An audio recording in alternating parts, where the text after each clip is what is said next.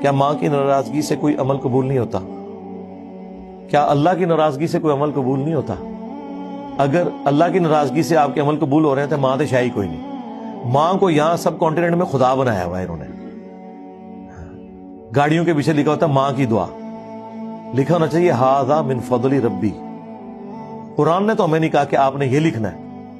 حضرت سلیمان علیہ السلام کے دربار میں جب وہ ان کا ساتھی, خواہ وہ فرشتہ تھا, جن تھا یا کوئی صحابی تھا, جب وہ تخت بلقیس لے آیا تو حضرت سلیمان نے یہ نہیں کہا کہ یہ میرا فیض ہے یا میرے شاگرد کی جے, نہیں, کیا کہا تھا؟ ھذا من فضل ربی.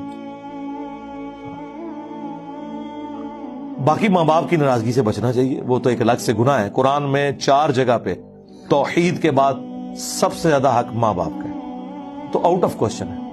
لیکن سورہ لقمان میں آیا کہ اگر تیرے ماں باپ تجھے ابھاریں کہ تو میرے ساتھ کسی کو شریک ٹھہرائے, پھر ان کا حکم نہیں ماننا. شریک ٹھہرانے سے مراد صرف کفر نہیں ہے, اللہ کے احکامات کی خلاف ورزی کرنا شرک ہے.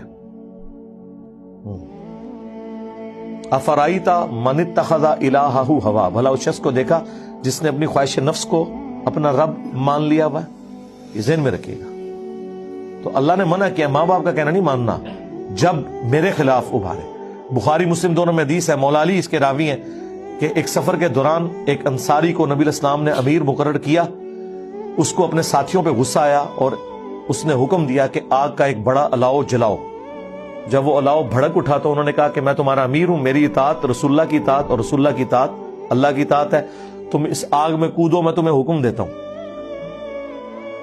اب وہ مقلد تو نہیں تھے نا, انہوں نے کہا کہ ہم آگ سے بچنے کے لیے ہی تو رسول اللہ کے دامن کرم میں آئے تھے, اور تو ہمیں دوبارہ سے اسی آگ میں پھینک رہا ہے, ہم تیرا یہ حکم نہیں مانیں گے. اگرچہ تو ہمارا امیر ہے, تو غلط حکم دے رہا ہے. واپسی پہ نبی علیہ السلام کو جب شکایت ہوئی تو آپ نے فرمایا اگر تم اپنے امیر کا حکم مان لیتے نا تو سیدھے جہنم کی آگ میں جا کے نکلتے. پھر حضور نے ساتھ ہی فرمایا کہ مخلوق کی اطاعت صرف معروف میں ہے, منکر میں نہیں. اللہ کی معصیت میں مخلوق کی اطاعت نہیں ہو سکتی.